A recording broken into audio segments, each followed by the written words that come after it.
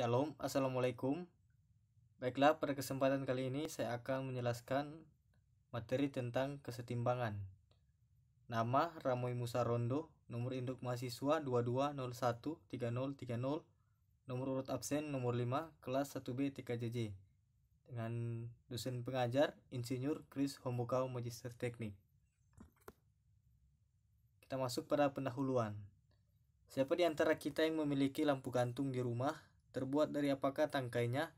Apakah mungkin tangkai lampu gantung terbuat dari karet atau bahkan tali rafia? Jelas tidak mungkin ya. Jika tangkai lampu terbuat dari tali rafia, besar kemungkinan tali akan putus. Akibatnya, lampu bisa jatuh.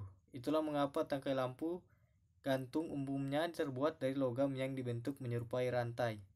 Hal itu bertujuan untuk menjaga keseimbangan lampu karena penopangnya kuat dan kokoh. Posisi lampu akan tetap seimbang jika tidak dikenai gaya dari luar, misalnya gaya sentuh. Keseimbangan yang dialami lampu gantung tersebut ternyata menggunakan prinsip keseimbangan benda tegar yang ada di fisika. Keseimbangan benda tegar adalah kondisi di mana momentum suatu benda bernilai nol.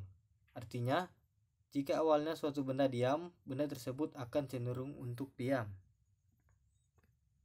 1. Pengertian benda tegar. Benda tegar adalah suatu benda yang bentuknya tidak berubah saat diberi gaya dari luar. Benda dianggap sebagai suatu titik materi yang ukurannya bisa diabaikan. Hal itu berlaku jika benda dimasukkan dalam sistem partikel. Itulah mengapa semua gaya yang bekerja pada benda tersebut hanya dianggap bekerja pada titik materi yang menyebabkan terjadinya gerak translasi, yang dimana sigma F sama dengan 0. 2.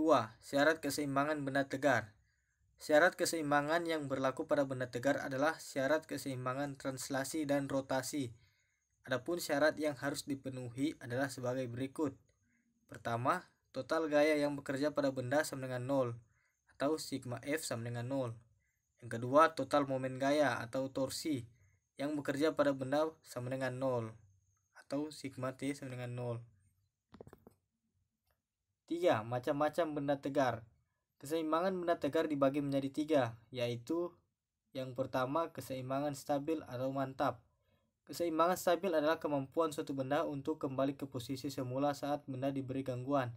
Gangguan tersebut mengakibatkan posisi benda berubah atau pusat gravitasi O naik. Yang kedua, keseimbangan labil atau goyah. Keseimbangan labil terjadi jika benda tidak bisa kembali ke posisi semula.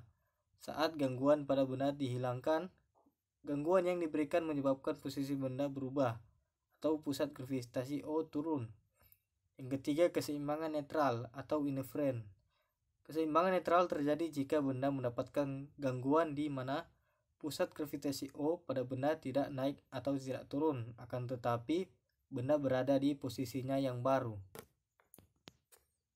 4. Momen couple. Momen couple adalah pasangan gaya yang besarnya sama, tetapi berlawanan arah. Couple yang bekerja pada suatu benda akan menyebabkan terbentuknya momen couple. 5. Titik berat. Pada prinsipnya, sebuah benda terdiri dari banyak partikel di mana setiap partikel memiliki berat. Resultan seluruh berat partikel di dalam benda disebut sebagai berat benda. Berat benda bekerja melalui satu titik tunggal yang disebut titik berat atau titik gravitasi. Untuk benda yang ukurannya tidak terlalu besar, titik berat hampir berimpit dengan pusat masanya. Kesimpulan, keseimbangan benda tegar adalah kondisi di mana momentum suatu benda bernilai 0. Benda tegar adalah suatu benda yang bentuknya tidak berubah saat diberi gaya dari luar. Benda dianggap sebagai suatu titik materi yang ukurannya bisa diabaikan. Syarat keseimbangan yang berlaku pada benda tegar ada 2, yaitu keseimbangan translasi dan keseimbangan rotasi. Keseimbangan benda tegar ada 3, yaitu keseimbangan stabil atau mantap, keseimbangan labil atau goyah, keseimbangan netral atau indifferent. Baiklah, sekian untuk materi tentang kesetimbangan. Terima kasih.